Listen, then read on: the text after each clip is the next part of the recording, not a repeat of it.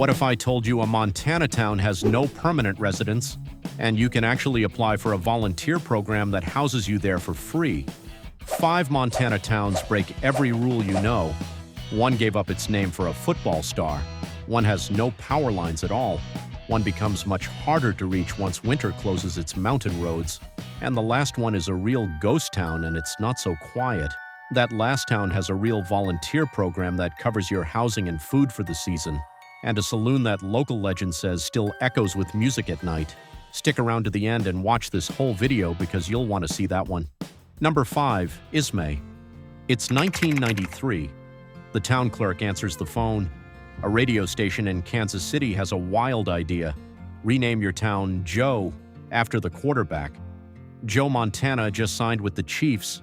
Within days, the clerk's phone won't stop ringing. Calls come in from Alaska, Florida, even Puerto Rico.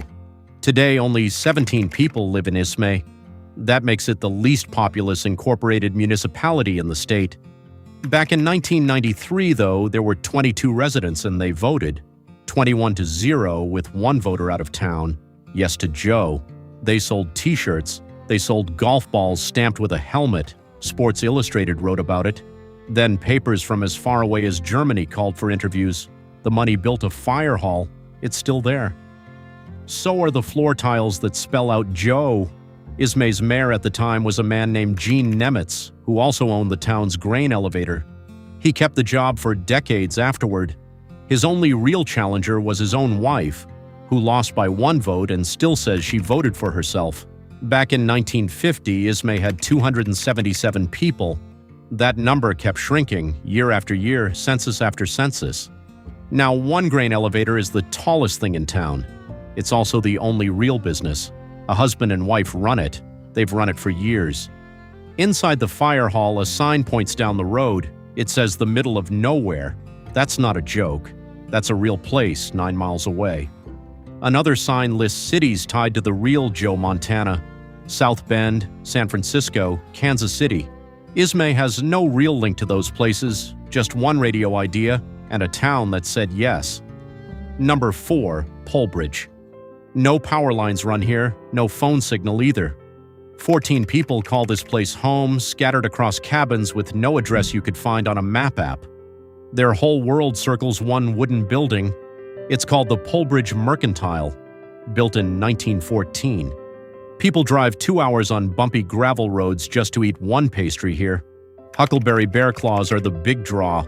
For decades, it was the closest thing this stretch of the valley had to a store or a post office. In 1988, a wildfire burned 25 homes nearby. The Merc survived. It still bakes fresh bread every single morning. There's no grocery store, no gas station. People haul their own trash out because there's nowhere to dump it. What do they get instead? Grizzly tracks in the mud, elk in the yard some mornings, and a view of Glacier National Park most people never see. The road doesn't lead anywhere else. It just stops at 2 quiet lakes, Bowman Lake, Kintla Lake, both calm and clear. No permits needed here, unlike the busy park gates. That's a big deal in summer when most of the park requires a timed pass. Polbridge didn't lose its power grid by accident. It never wanted one. That's not even the strangest town yet. Next up, a town winter almost cuts off from the world. Number 3, Cooke City. In winter, getting in or out of this town gets a lot harder. The main route runs straight through Yellowstone. The road here, the Beartooth Highway, shuts down around mid-October. It stays buried in snow until late May, sometimes later. Once it closes, cars can't pass, trucks can't pass. Even in July, mornings feel like winter. Real winter drops past 20 below. The 2020 census counted 77 people living here year-round, across 4 small blocks. And they keep going anyway. Why do they stay? Cooke City sits right at the edge of Lamar Valley. Some call it one of the best wolf-watching corridors in the country. People wake up before sunrise. They wait in the freezing cold, fingers going numb even through thick gloves, breath fogging up in front of their faces. Some mornings nothing happens. Other mornings a wolf pack takes down prey right in front of them. Its tiny neighbor, Silver Gate, has maybe 20 more people. Together, they're often called the smallest of Yellowstone's gateway towns. When both roads close, there's one backup route. It closes too in winter. Locals don't mind. Fewer roads mean fewer crowds. Fewer crowds mean better wolf views. Come summer, the whole thing flips. Cars line up for what one longtime CBS newsman called the most beautiful drive in America. Then October rolls around and the gate shuts again. Number 2, Virginia City. In 1863, 6 men found gold in a gulch. Word spread fast, the way it always did back then. Within a year, thousands of people had poured in. 9 mining camps popped up along one creek. People called it the 14-mile city. Virginia City became the biggest camp. Then it became capital of the Montana Territory. It got the territory's first newspaper, its first school, its first telegraph. It was, for a short while, the most important town in the whole territory. Then the gold ran out. By the 1890s, only a few hundred people were left.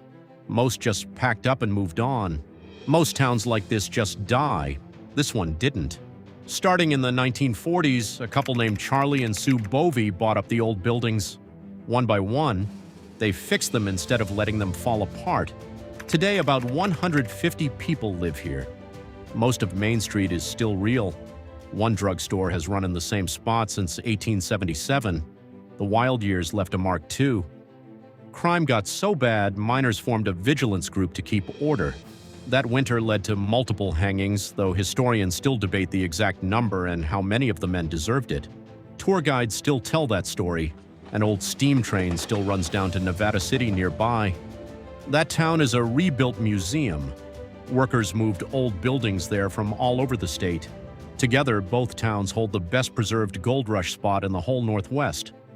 One town is real and lived in, one is rebuilt to look that way. One town left. Nobody lives there full time, but somehow it might not be empty. Number 1. Garnet. By 1898, Garnet had over 1,000 people, 13 saloons, 4 hotels, 1 school. 10 years later, the gold ran out. A fire tore through in 1912. By the 1940s, the last miners locked their doors. They never came back. Garnet has no permanent residents. Nobody lives there full-time, year-round. Seasonal staff run the visitor center in summer, but even they leave when the snow comes. Dozens of original buildings still stand. Locals call it arrested decay, not fixed up, not falling down, just frozen in time. Here's the wild part. The Bureau of Land Management actually looks for volunteers to live there. It's a real host program, mostly in the warmer months from around June through October. Volunteers get housing, food, and sometimes a small daily stipend in exchange for giving tours, running the gift shop, and helping with upkeep. The cabins have no electricity and no running water, just a wood stove and a propane stove. The BLM office that runs it sits in Missoula, roughly 30 miles away by road. Separately and through a different program, the BLM also rents out 2 primitive cabins to winter visitors, reachable only by snowmobiles, skis, or snowshoes once the road closes for the season. Then there's the legend. Skiers who visit in winter say they hear music, dancing too. It's said to come from inside an old saloon called Kelly's. The story goes that the second someone touches the door, the sound stops. Every time. Others claim they've found fresh footprints in untouched snow, with nobody around to make them. No tracks leading in, no tracks leading out. This was once one of the richest gold camps in the state, back before it all went quiet. Once a year in June, the town wakes up. Garnet Day fills the streets with music and old mining games. Kids pan for gold in the creek. For one day, it almost looks like 1898 again, just missing the 1,000 people who once lived there.